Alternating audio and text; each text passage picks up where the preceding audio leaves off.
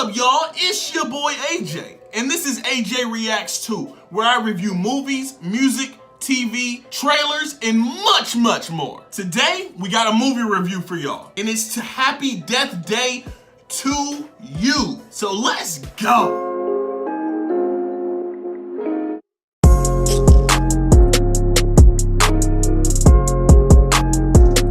Okay, to give you a small recap, because this is a sequel. So the main character, Tree, kind of gets stuck in a Groundhog Day type situation where every time she dies, she starts the day over.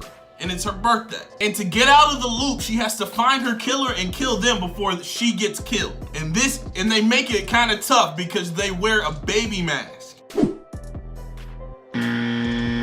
As far as the sequel goes, the story had a lot going on with it. I felt like they tried to scientifically explain why she was stuck in this loop. And at the end of the first film, she kind of felt like it was a cosmic reason that she didn't really deal with her mom's death properly. And like I said, they kind of tried to scientifically explain why she was stuck in this loop and also add another element so it wouldn't be the same as the first one.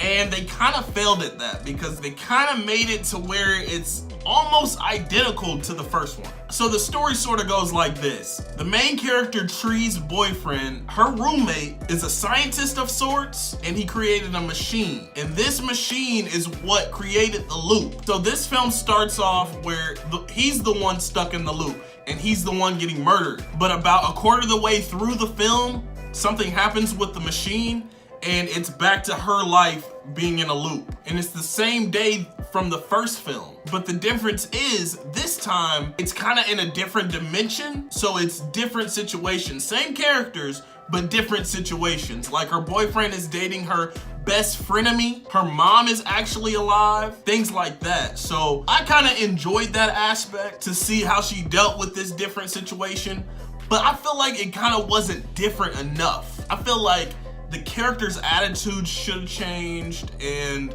there should have just been a lot of different things going on than just, you know, a few different aspects. But yo, the ending was trash, bro. When we find out I'm not gonna say who the killer was because I want you to watch the movie. The movie is worth seeing. It's just the ending, when we find out who the killer was and why,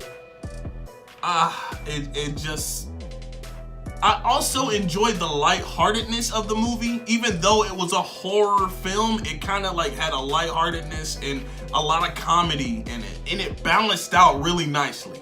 And they kind of came up with a solution to fix the machine. She would just off herself instead of getting killed by the person in the baby mask. And so they have this whole montage of her just offing herself in different ways.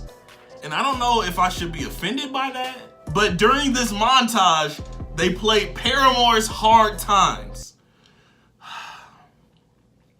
I'm sorry, y'all. I gotta get on my soapbox a little bit. Paramore is the best band in the entire world. Fight me on this. I've loved Paramore since I was in the 8th grade. They were, they are, and they always will be my favorite group. I love that scene just because of the song, and they played it like all the way through. So I was in like a euphoric state during that whole scene. This is definitely the type of movie that you're gonna want to see the first film before you watch this one, because it has so many references, and it kind of was fun to see because I've seen this movie like a couple years ago, and when I'm watching it, I'm like, oh, I remember that. Oh, I remember that part too. Yeah. Oh. What? They brought that character back? Something I kind of missed on this movie though is the 50 Cent song. Because in the first movie, every time she got woken up by that alarm. And it was the In the Club song by 50 Cent. And they didn't have that in this movie, which was really strange because it was in the trailer.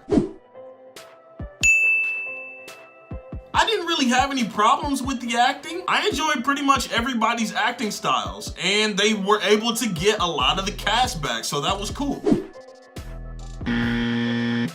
The characters weren't really written with that much depth. Half of the characters, I forgot their names. Even while I was watching the movie, I really didn't get very connected with the characters. And like I said, I That's one thing that you gotta do for me, because I'm the type of person, once I get connected to the characters, it doesn't matter if your movie is trash, it's the worst movie in the whole world. If I connect with the characters, I'll watch your film, I'll watch your television show all the way through to the end, if I connect with those characters. And that's kind of how it was with the first one. I connected with Tree, the main character, and that's why I had to see this one.